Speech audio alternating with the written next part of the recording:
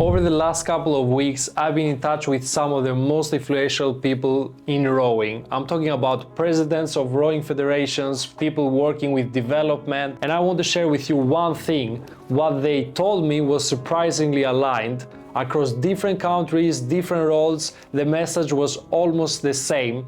Clubs are good at getting people in, but most of the people who start rowing stop. Now, this should actually not come as a surprise for you if you sit on a rowing club. You probably have seen it yourself. You probably can bring some people in, but it's much harder to keep them long term. And the reason for that is that you need to have a good offer in place and also make sure that you serve these people as well as possible, because the competition is just getting higher. Like, people can go instead and do another sport or do the gym or do CrossFit. I mean, there are so many options right now that people can choose from that just some years ago were not available. And your club can either be sad about it or actually adapt and make sure that you win in this new era. Now, another thing that we talked a lot about was that clubs actually use people around the age of 18, not because they all of a sudden stop liking rowing, but because the club system is not supporting them to stay at the club long term. Instead of actually finding ways to get them involved and to get them stay in the club, like letting them to coach or making sure that they can develop within the club just lets them and they go and find another job, or maybe start with uni and they disappear for a long time before they come back to the club, or maybe they don't even come back even later on their adult years. Now, something else that we talked about is that the clubs that are not developed enough are having a harder and harder time not only to keep people but also attracting them. And this goes back to the thing that I said earlier on with the competition, and clubs have to actually adapt and make sure that they have modern ways of bringing people in, so that way they don't get stuck and can actually both bring people in and keep them long term. Now, here is something that really surprised me. The exact things that we talked with them is the things that we see with clubs we work with. It's not a location issue, it's not a one country issue, it's not a sport issue.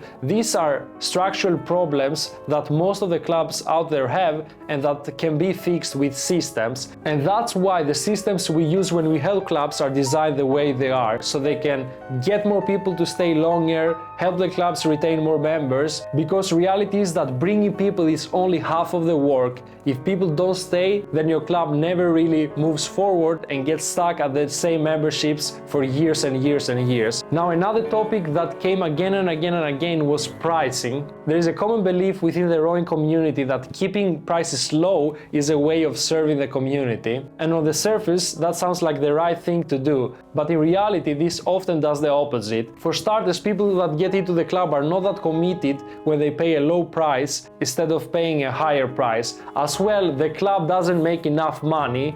They don't have enough money to invest in their people. They cannot invest in equipment, they cannot invest in development. And what happens instead is that they are in constant stress, worried about volunteers, worrying about boats, worrying about survival. And I hope we agree on this, but that doesn't really help the community. Now, one thing that all these high-level people agreed on is that everything starts within the club level. And even if it feels like your club is just a small community, it's actually part of something much bigger. The experience people get at your club becomes their impression of the sport. If the experience is good, then they talk well about it. If not, then the sport suffers as a whole.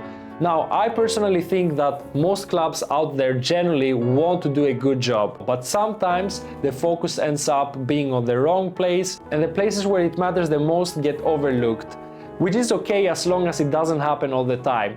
Now, the point of this video is not to highlight problems and leave you there. It's actually to show you that even if your club is struggling with some of the things that I said, you are not alone. Clubs are actually dealing with the same struggles in small cities, big cities, different countries, with resources, without resources. I hope that most than anything, this video actually gave you some hope and maybe got you to think some of the problems that you guys have and that could be fixed. Now, if you want our help to fixing those problems, you can go ahead and click on the link below this video to book a call with us. It doesn't cost anything, and most of the things that we do actually actually are tied to the things that we talked with these people. So with that being said, hope you got some value out of this, and I want you to know that you are not alone out there. There are actually other clubs that are in the exact shoes as you are, and there are people out there that can help you. With that being said, thank you for watching this video. See you on the next one. Bye.